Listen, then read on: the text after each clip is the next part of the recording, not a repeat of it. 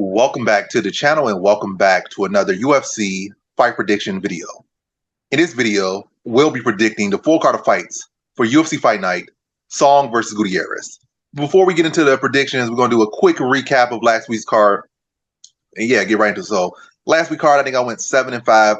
It was a very rough start. I think I went like 2-4, 2-5 or something on the prelims or something like that. Or I think it was 2-4 on the prelims.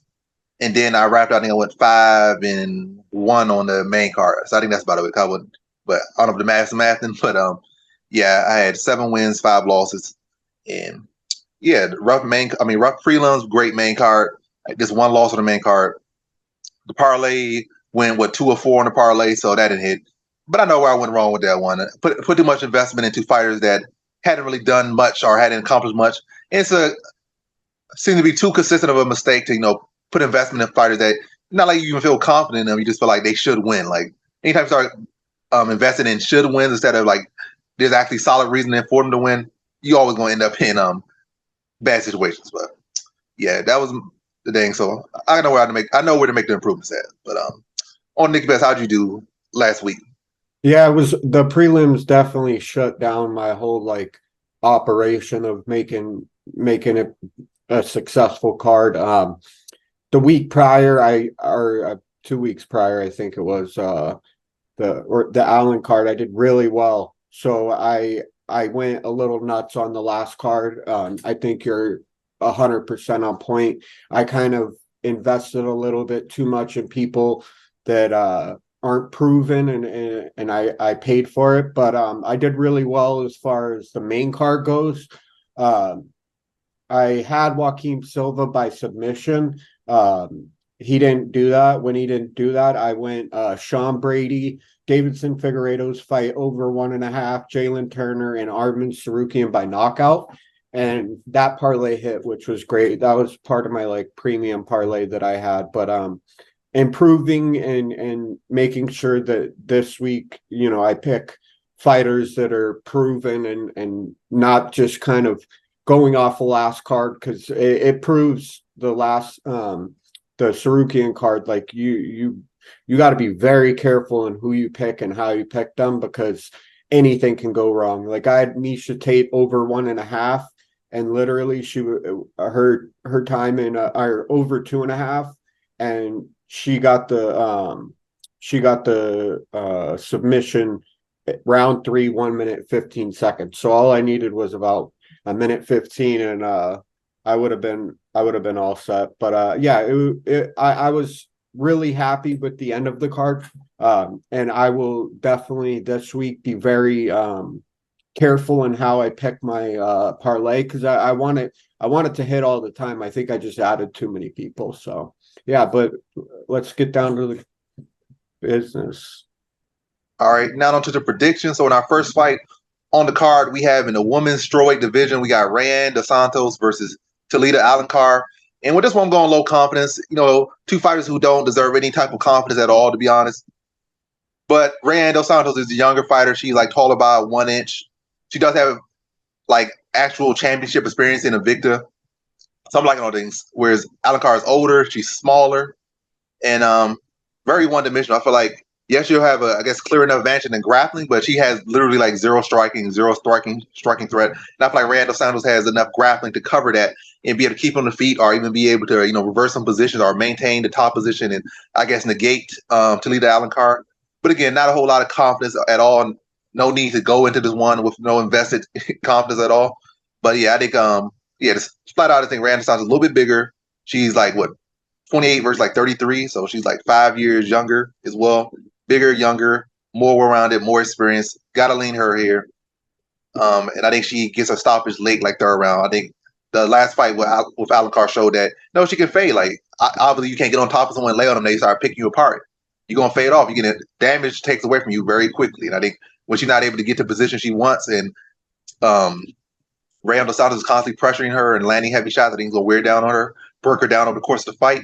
And I think Rayan dos Santos TKOs her in the 3rd round. So in this one, I got Rayan dos Santos via 3rd round TKO. Now over to Nicky Betts. Yeah, man, I agree 100%. I'll take 3rd round TKO as well. Very, very low confidence. Rhea's opponent fought at atom weight, so she's, I guess, naturally 105er. Is that atom weight? Yeah, I think they both fought at. Well, I know Rand Dos Santos has fought at atom weight, Okay, but yes. they're both small though. Yeah, they're very small for even straw weight, which straw weight women aren't very big. And I met Weili Zhang, and she wasn't that tall, but she was built like a monster truck, bro. She was just like, every time I see a fighter, I always am like surprised at how like the definition of the muscle and all of them, like they're just stacked, dude, like just working all the time. So I don't have a lot of confidence in this fight at all, as far as my picks go, and that's only because like there's not too much tape, like you said, with Alencar, that she's good at grappling, but she's like, when I saw her a couple fights, like she just kind of like scrapped it out on the feet mostly. So I didn't really get to see anything other than that. Their average fight time is both 15 minutes. So I might sprinkle a little something on the over 1.5. I will definitely not put it in my my parlay this week. But yeah, so in this one I got very low confidence Ryan to beat Alencar, and I'll say third round TKO. All right, cool. Now to our next one. We have in the flyweight division, we got flyweight division, we got Tatsuro Taira versus Carlos Hernandez. And how I feel about this one right here is I'm going high confidence Tatsuro Taira to beat Carlos Hernandez. I think Carlos Hernandez showed much improvement in his last fight, but was it over any decent competition? It was not. I think Tatsuro Taira will be able to exploit the lack of wrestling defense that Carlos Hernandez has. I think Taira will have a huge grappling advantage, huge talent advantage in this one. And I think he'll be taking to the ground, probably wear him down the first round, tap him out the second round. But yeah, Hernandez, I think he'll do better than I expect a little bit. I think he'll hold a good account for himself, but I think the result will be inevitable. I think he gets taken down. I think the grappling will be a huge, big advantage for Tatsuro Taira. And I think the striking some people think Hernandez can have in this one, I don't think it's going to be that significant. I think the biggest significance is going to be the grappling and the talent. I think all of that is in Taira's side by a lot, and I think he'll get him out of there second round. So in this one, I have Tatsuro Taira via second round submission. Now over to Nikki Betts. Yeah, this is a fight that I love. I like Tatsuro Taira. I've become a fan of him. I think Carlos Hernandez is ever improving since his Contender Series fight that I saw. I think he's an up and coming talent who, they're feeding him to Taira to try to boost his resume as far as like beating solid opponents, because I definitely think Carlos Hernandez is solid. I think that he's a tough individual, but I just think the probably the ability for Tatsuro Taira in his in like his star, he's a talent, man. He's just like, every time you watch him you see something new. So I'm gonna sprinkle some money on Tatsuro Taira by submission, but I probably will put him in my parlay this week because I feel very heavily that he will be able to overcome anything that Carlos Hernandez tries to dish out. But yeah, I got a medium to high confidence in Tatsuro Taira by submission. All right, cool. Now to our next one. We have in the women's bantamweight division, we got Stephanie Egger versus Luana Santos. And how I feel about this one right here. I think I got average confidence or low confidence. By the way, I'd say average. Average confidence, Luana Santos to beat Stephanie Egger. Luana Santos is young. Egger is still pretty decent, but I kind of see Egger on the downtrend a bit. I think both her last losses have come out submission. And I feel like Luana Santos is well-rounded enough to, be able to press her on the feet, then, give her some headaches on the ground as well. And I think she's going to know not to rush in and try to swing these big sloppy shots and get, thrown on her head by the judoka. So she, can pick her shots well, and it's really just wear her down, work her way in and not rush her way in. I think she should be able to have clear advantages over Egger. And I think it'll be like a submission sphere, like wear her down with her strikes, wear her down with her use, her pressure, her consistency, her pace, and all that stuff. And then be to tap her out, I would say, like mid part of the second round. So wear down effect, tap, wear her down, break her down, maybe drop her, or just probably wear her down, start getting her to cover up, then scoop her up, drag her to the mat, ground and pound, advance, submit her, second round. So in this one, I have Luana Santos via second round submission. Not up to Nikki Betts. Yeah, it looks like Edgar's gets tapped out, and that's how she usually loses. And Luana Santos, I don't know if this is correct, but it says that she has lands 17.1 punches per minute. I don't know how true that is, because I've seen other things on the UFC website where like people are 0-1, but they're really like 9-2 or something. So I don't know about her strikes as far as that goes. I definitely think she's a talent, and she could probably land 7 to 10, but 17 just seems like a stretch. They win by their average fight time of 3 minutes and 41 seconds for Luana and 6 minutes 35 seconds for Edgar. So I'll sprinkle some money on inside the distance for this fight. I'll play it safe. I got a medium confidence in Luana, but I also think Stephanie can be dangerous at times, and if she gets some momentum, she could definitely turn the fight, in her favor. The Cody Brundage thing, man, that really got to me. I'm like, man, I can't predict anything that I don't 1,000% believe in, and I believe Luana Santos wins this, but I think Stephanie Edgar could definitely give her a hard time when it comes to finishing her. But I do think the fight will be finished. I'll go medium confidence in Luana Santos. I'll go third round, ground and pound. So TKO. All right, cool. Now on to our next one. We have in the lightweight division, we got Steve Garcia versus Melquizael Costa.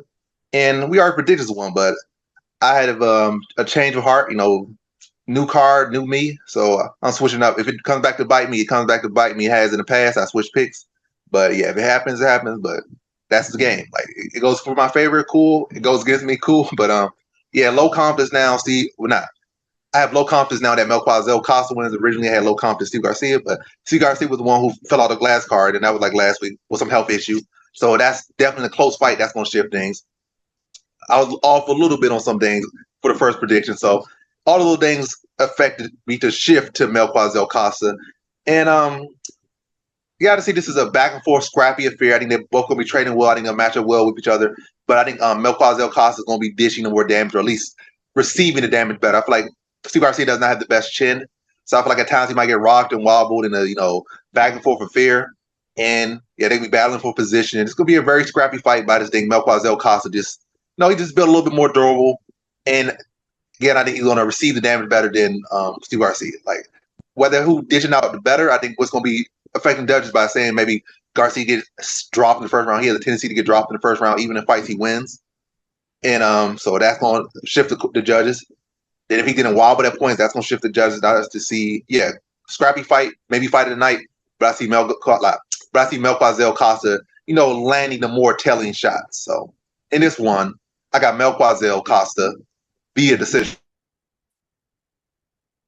Yeah, I'm definitely a big believer in can you hear me? There it goes. Sorry about that.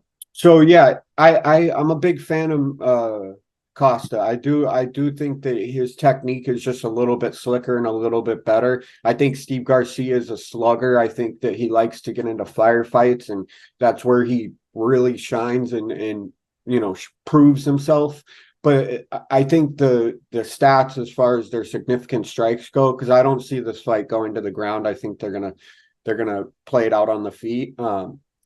Steve Garcia lands 4.85 shots per minute, and Costa lands 5.11. So I think it's just a little bit better. Absorbed per minute, 2.53 for Costa and 2.61 for Garcia. So I think this is going to be a point fight where they're going to try to get as many points on the board and win it that way. I don't see Costa getting knocked out. I do see Steve Garcia being a terror on the feet, but I think Costa can get it done if he uses the technique that I've seen in the past and just does a little bit better than Steve Garcia. Their average fight time is 5 minutes 41 seconds for Garcia and 12 minutes 3 seconds for Costa. I'm gonna bet over 1.5 in this one. I know that Garcia's fights usually end by TKO 79% of them, but I think that Costa can outlast the 7 minutes 30 seconds necessary to win. Or I might even go on DraftKings and do over the fight goes past round 1, and I think that it'll probably be like minus 500, but it'll be worth it with my other plays. So in this one, I have very low confidence Costa. I think that Garcia could possibly knock him out, but I think Costa, being the healthier individual, will probably do what it takes to get the win by decision. So in this one, I got Costa by decision, but I will bet over 1.5 in this one. All right, cool. Now to our next one. We have in the flyweight division, we got Yadong Park versus Shannon Ross. And high footballers right here, I'm going low confidence Yadong Park. For whatever reason, he's one of the bigger favorites on the card, and people love him for whatever reason, but they don't know him. But yet again, despite saying Brundish win and these other guys win and other girls win, people still invested so heavy in fighters who are just straight up unproven. Yeah, he should win, but there's no need for me to put up high. I'm like, would it be low or zero confidence or negative confidence? If I pick the fighter, he win, cool. But what that shows that I'm not investing in that fighter like other people are investing, because there's no need to invest. That's just kind of dumb, especially in those odds. Maybe I got in early or something or whatever. Or maybe this was stocks and I got in when the stocks were lower and then they jumped into where they are right now. That'd be a smart play. But this is not stocks. This is gambling. This is betting. And yeah, that is pushing me more to stay away from the fight. So low confidence in Yadong Park. He should win this one. And even knockout and finishing props aren't even that great. I think knockout like plus 100, finish plus 100, but you still investing in a fighter who's very much improving. And his main path to victory has been submission. And he's going with a guy whose main path to losing has been getting TKO. So it's not really all just correlating there, but he should win. I see like Shannon Ross is worn down. He don't belong in the UFC, and he's been showing it. I feel like Yadong Park can be to find his chin and put him out in the first round. It's not his typical path to victory, but it's going to be there against Shannon Ross. I think he gets him out there. But yeah, Shannon Ross definitely, I said Ross, but Shannon Ross is definitely a live enough dog. If he could, show that, I guess, that effort or show that ability that he kind of showed, or at least that toughness and grit in the contender series bout, and turn into a dog fight, it's definitely a shot for him. But yeah, I'm not picking him. That's all it comes down to. I'm not picking him, and I think he gets knocked out first round. It's been happening back to back. So good things come in 3, so he get knocked out a third time. So in this one, I have Yadong Park via first round TKO. Not up to Nikki Betts. Yeah, I'm gonna agree and say that Beneil Dariush getting knocked out, it probably is gonna happen again. Maybe it'll happen next, but if he fights a wrestler, I think it'll go probably over 1.5, 2.5. But Beneil Dariush is on the same track as him. But I think this fight is tougher for Shannon Ross than he probably realizes, because Park is a young up and coming individual who's got some talent, and I don't think Ross is on the same level as him. I'm not going to bet on it. I agree with you 1,000%. Anything that's over like minus 300, usually it's best to fade it unless you're betting like 10 grand to win 3 or something like that. But yeah, in this one I got low confidence Park, but I'm not going to bet the over 1.5 or inside the distance, just because there's too many variables that I don't think are worth the headache. So in this one, I got Yadong Park, and I'm going to say via second round TKO. All right, cool. Now to our next fight we have in the welterweight division. We got Kenan Song versus Kevin Jousset, and high footballers right here is I'm going low confidence Kenan Song to beat Kevin Jousset. I think it's going to be a very close fight right here. You got Kevin Jousset, who hasn't really done much. You got Kenan Song, who, he has moments in his career. He's coming off a big upset over Rolando Bedoya. I think Rolando Bedoya, from what I've seen, is better than Kevin Jousset. But again, it's just the eye test. But as a dog, I'm liking Kenan Song as a dog. Not as a favorite, I would not, but as a dog, I'm liking him here. And I think this could be another fight where he can, just upset a couple more people. I don't think Kevin Jousset has really shown anything that's spectacular. He's pretty open on the feet a lot of times. He makes a lot of defensive flaws. he just got away with one because he's fighting Kiefer Crosby, who just not really the best fighter. Another guy who didn't belong in UFC. So he hasn't really had that impressive performance for me. And I feel like Keenan Song has experience. And he clearly showed in his last fight. He beat Rolando Bedoya, dropped him even. I think he dropped him like twice or hurt him a couple times.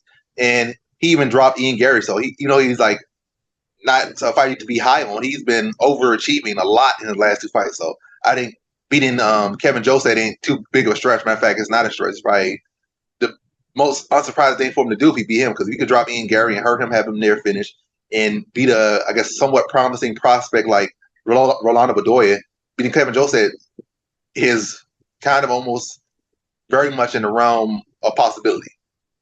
So, yeah, and that's why I think Keenan Song is going to be use his experience. He's going to land the heavier shots, use that fight experience to pull off a victory over Kevin Jousset. I think it's close, but I think Keenan Song is going to win the important minutes. So when he needs a drop, or he needs to hurt his opponent, or he needs to uptick his output or do something significant, he's going to do. Whereas Kevin Jousset, still green as far as UFC.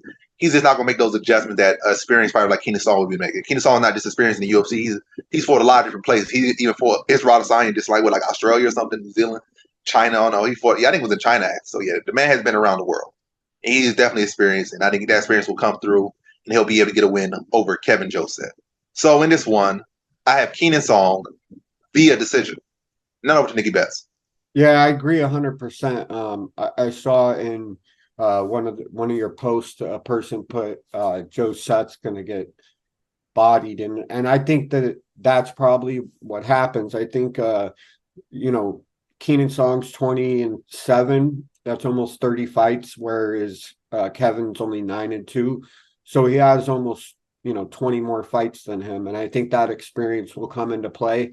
I love that Keenan Song is the dog. I'm going to bet on it now so that I can get the best odds, because plus 120 I think is easy money. I don't think that you'll have any issue getting that to pay. So I'm gonna keep it brief. In this one, I got Keenan Song by probably decision, but like he dropped Ian Gary, I could see him dropping Kevin Jousset, and Kevin just not being able to recover. So I'm gonna look at the line on by knockout and see if there's anything to play on that. Maybe do Keenan Song by knockout and Tatsuro Taira by submission. And I think that would probably be a pretty safe bet at this point. But in this one, I got Keenan Song via knockout. I don't know which round. I think Kevin Jousset can last probably over 1.5. So, all right, cool. Now to our next one. We have our bout in the lightweight division. We got Nasrat Haqparast versus Jamie Mullarkey. And how I feel about this one right here is I'm going average confidence Nasrat Haqparast to beat Jamie Mullarkey. I feel like it's kind of similar to another match with this card where I feel like, I guess in the Steve Garcia fight, where one fighter, I feel like they match up very, very evenly. I feel like they're in very similar paths, except, in Mullarkey's case, he's a chinnier fighter. They have similar ceilings, similar floors, but it's going to determine who's going to have the higher ceiling, who can get past the other one. And I think Nasrat Haqparast is going to be able to get past Jamie Mullarkey. I feel like Nasrat Haqparast is the faster, more athletic fighter. I feel like Mullarkey is the more technical fighter, but he has a glass chin. And you have seen him in at least 2 fights now where he was the better fighter, but he just got caught. Like he was winning till he wasn't. He got caught. That's like Haqparast, he's not really a big finisher or a consistent finisher. I feel like he will have the heavier shots. I feel like he'll probably have the more consistent, the higher volume, whereas Mullarkey will probably be sharper with his offense. But in that volume as well, I think he'll land the heavier shots. I think Haqparast will, and he'll be able to affect and more visibly have Mullarkey affect and hurt. Maybe even drop it, maybe even finish it. But I think it's going to be like a decision. But I definitely think, again, I think it's going to be a case where Haqparast's shots and strikes are going to have more effect on Mullarkey than Mullarkey shots on Haqparast. And the judges are going to see that. So it'll be a close fight already. Maybe, I think, in my honest view, I think Mullarkey's going to land more shots probably over the course of 3 rounds, probably 10 more significant shots, maybe 15, maybe. But I think Haqparast, if any drops will happen, I think Haqparast will be the one having the drops. And as far as the one getting wobbled, it's going to be it's going to be Mullarkey. And the judges are going to see that. So they're going to choose damage over volume. And Haqparast probably will be the one pressuring, especially when he hurts him. So he's probably going to be looking good, throwing teeps, working behind the jab, looking real smooth and technical. Then get hit, wobble, go on the defensive. And the judges are going to see that every round, or at least enough rounds. And that's going to be enough to edge it to Haqparast. So In this one, I have Nasrat Haqparast via decision. Now over to Nikki Betts. I think it was beautifully put.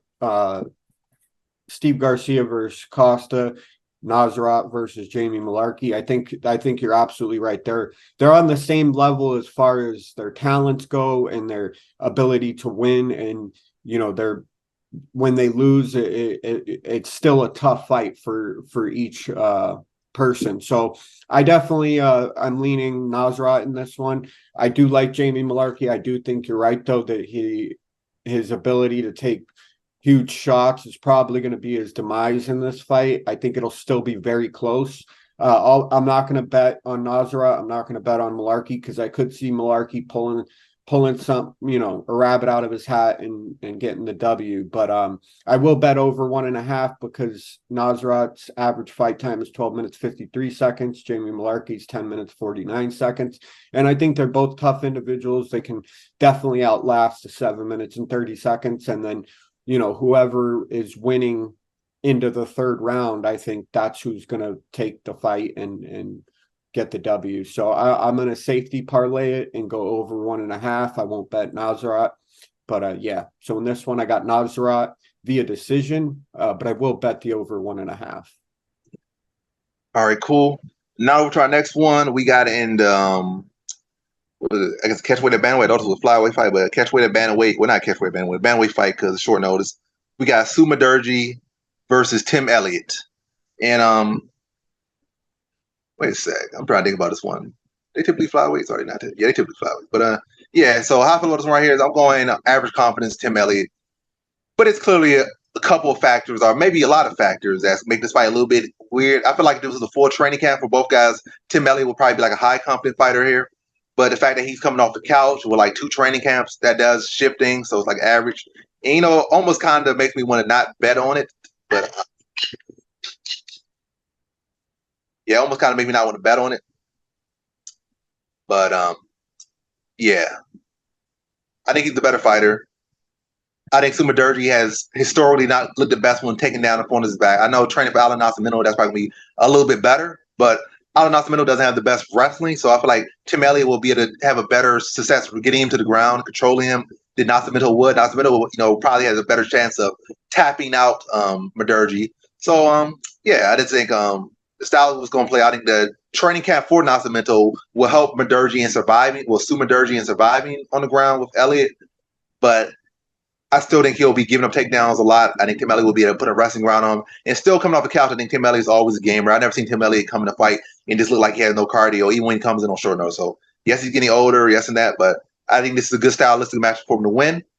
And, yeah, I think he can go out there, wrestle, and grind him out for 15 minutes. So that's what I think will happen. So in this one, I have Tim Elliott via decision. Not over to Nikki Betts. Yeah, short notice fights for me are always leaving too many question marks to really get invested to pick someone, unless it's like Khamzat versus Kevin Holland, which like you just see the way Khamzat takes people down and just holds them down, and Kevin is more of a scrapper, and he's got great BJJ, but not on that level, you know what I mean? So I wouldn't bet this one. I will enjoy watching it because I like Tim Elliott. He's a grinder. And I want to see if Sumaderji can, move up in the rankings, because Tim Elliott's 11 and he's 12. So I think it's going to be a fun, exciting fight, but I'm not betting this either way. I'll go low confidence Tim Elliott. All right, cool. Now to our co-main event, we have in the light heavyweight division, we got Anthony Smith versus Khalil Rountree Jr. And how I feel about this one right here is I'm going average confidence Khalil Rountree Jr. to beat Anthony Smith. I feel like Smith just not really as motivated as he should be at this point. And also, I don't feel like, unlike Ryan Spann, when he sees blood, I don't think Khalil Rountree is going to let up. I definitely think the biggest X factor against Khalil Rountree is his grappling. I wouldn't even say his mental IQ or his laps. I think his grappling. I feel like every time somebody has taken him down, I feel like he has just went from hero to zero, like real quick when he gets taken down. So I feel like that's a path for Smith. But when has Smith really ever? When's the last time Smith really took someone down, like Gustafsson, like in like the third, fourth round? That was a long time when that's when he was still motivated. Now I just feel like, I don't know, I just feel like he's complacent. I feel like he's got kind of the respect he wanted from the public. And now he lost that dog a bit. That chip on the shoulder kind of rusted up a little bit. on top of that, I think when he starts getting kicked with heavy leg kicks, he just starts to go in the fetal position. He doesn't even try to fight no more. Like he just starts pulling guard and just, it looks very pathetic, just to say it quite bluntly. And I think Rountree Jr., I think he's riding some good momentum. And, even the stuff like that, he probably should lose. He's getting decisions like over Dustin Jacoby and stuff. So I just think it's a case where it's just his time right now. He's kind of growing to himself. I'm not saying he's going to be the next great champion or nothing. No, but I do think he's in his time to get a wins over guys like Anthony Smith, who kind of not all the way there right now. So I think Rountree Jr. come out with a lot of heat, blast the legs of Anthony Smith. Anthony Smith probably going to try to clinch up desperately after getting kicked in the legs and wearing some power. But it's going to be a little bit too late. Probably going to run into elbows, knees, get flung around a little bit. Then Rountree's going to unleash on him. Just keep teeing off on him, keep blasting him. He's going to be on fetal position on the ground like he does, probably having one hand on the ground, get kicked in the chest, then curl up, and then probably get hit with some hammer fists. It's going to be another brutal first-round TKO win for Rountree Jr. But I guess the same thing in this one is in the distance, because when Rountree typically gets taken down, he does get finished. So in the distance, our unders could be good here for both guys. So you just not feeling too sure. I think in the distance is a good one here. And if Rountree sees Smith doing that pathetic stuff that he does at times when he's not locked in, Rountree Jr. ain't going to let him off. He's going to put him away. So I think either way, this fight is in the distance. But I'm saying first round for Rountree. So in this one, I have Rountree Jr. via first round TKO. Not over to Nicky Betts.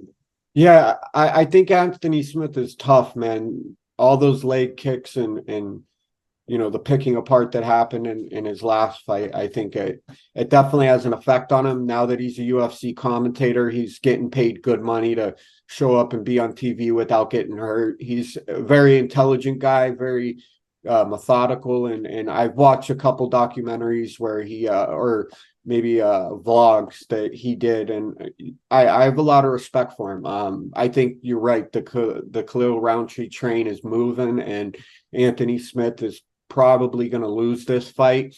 I will bet over 1.5, and I will bet under 1.5, because I think that there's probably some money to be made both ways. I do that sometimes. I do pick one way and the other for certain fights, because I think that Anthony Smith can outlast the barrage that Khalil will put on him in the beginning, and then eventually he'll grow tired of it and probably end up, paying for it and losing. So in this one, I got very low confidence in Khalil Rountree, just because I think Anthony Smith can do spectacular things when he tries. And I think you're right, though. I think that his momentum isn't as high as Khalil Rountree. So in this one, I got Khalil Rountree via decision. All right, decision. All right. I skipped over one. So next one we have in the middleweight division, we have Andre Muniz versus Jun Yong Park. And how I feel about this one right here is I'm going Park, average confidence to beat Andre Muniz. I just feel it really comes down to the first round and the grappling of Muniz. I feel like Muniz hasn't really shown much heart. Even in his very first debut, first fight, he showed the ability to take his opponent down, and he just was gassing and just desperado for takedown. So right there, he already showed you who he was. But then, like, performances against Hall and performances against Jacare, most importantly, shift you like, oh, this guy, he could change. He's going to be a contender at the very least. But then the Paul Craig fight and the Brendan Allen fight clearly showed, like, yeah, he's not that guy. But yeah, so first round, any type of like adversity in taking him out of the first round, I think he's for sure to lose after that point. So first round submission is definitely alive enough for Junior, not for Park, but for Muniz, because Park at points has shown questionable grappling early on, but I think he has definitely cleared that part of his game up, but it's still a concern. I think last I checked, submission was like plus 100, so you could hedge with like the plus 100. And Muniz on his side, he's been submitted his last 2 fights, so both these guys can hit submission, but at least you'll cover your back against Muniz pulling off an upset submission. But yeah, I think Park is solid enough. He's been working on his wrestling, so he can keep it on his feet. I think he's a much better striker. Muniz don't really show to be much of a fighter, more so just a desperado grappler, very limited. I think Park should be the pick apart on the feet. Really look to drag him out of the first round and put a beating on him, wear him down. And I think he taps him out late second round. So just take him out, drag him out the first round, and then put a beating on him. Well, put a beating on all those rounds, but really the second round, because you're gonna have to drag him out. You don't want to get caught up trying to force anything in the first round, then end up on bottom with a fresh Muniz. So kind of maintain your distance the first round, then go in the second round. He starts like really looking desperate and pathetic, put it on him, and tap him out second round. So In this one, I have Jun Yong Park via second round submission. Not over to Nikki Betts. This is my wild card, man. I do think Jun Yong Park's gonna tee off on him in the beginning, and it's gonna frustrate Muniz. But I'm gonna lean Muniz by submission. I think that's a safe bet. I think I think it could definitely happen considering everything that happened this past weekend where we were just all over the place. I think this could be the one fight where Muniz is able to get it done. But I also will probably bet Jun Yong Park. He's minus 170, which is beautiful. So if Muniz doesn't get the submission, I still win the bet. So in this one, I'll go low confidence Andre Muniz by submission via second round submission. All right, now to our next one. We have in the bantamweight division, our main event. We got Song Yadong versus Chris Gutierrez, and how I feel about this one right here is I'm going high confidence Song Yadong to beat Chris Gutierrez. I feel like both guys match up pretty well. Song Yadong has much more experience, against the higher level opposition, and he has wins against actual high level opposition. When you look at Chris Gutierrez's record, you quickly see that he really has only beaten guys that aren't really, either Frank Edgar is the biggest name, but both of them have on their record. But obviously Frank Edgar was not, at his best, like 50-year-old Frank Edgar, drained to bantamweight. Yeah, that's not, retirement fight. That's not, you can't really use that. It's good on your resume. Say, I beat that guy. He was champion. He was great. I was a fan of him. But at that point, it's like, you might as well just beat some short notice opponent. It's just a glorified short notice opponent from some dark leagues, but or some regional circuit. But yeah. He don't have the wins. Where I feel like Song Yadong has been in it with Marlon Vera, has been in it with just beat up, just finished Ricky Simone, who was on a hot streak in the weight class. So he has actual wins over legit contenders and guys that Marlon Vera getting a title shot now. So he has wins over legit guys.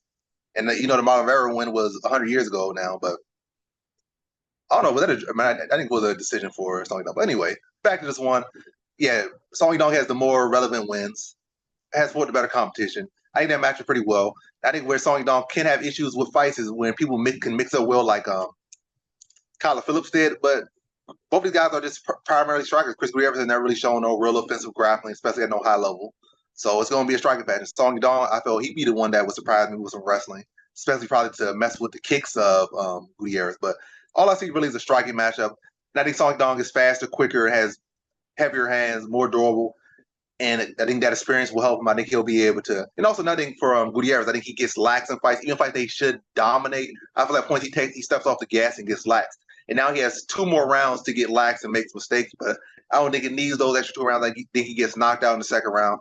I think he'll go out there feeling out. But I think Song Yadong will be able to time those kicks and punch him straight down the middle and just keep cracking him with that. And have Gutierrez, on the reactionary. And, start second guessing his kicks. And once he starts second guessing those kicks, once he starts getting countered heavy, he'll start backing up. That's the thing. Song Yadong just gonna be on him, pressure him, keep teeing off on him, keep putting him on the back foot, and keep countering those kicks. And I think he wears him down and put him out late portion of the second round.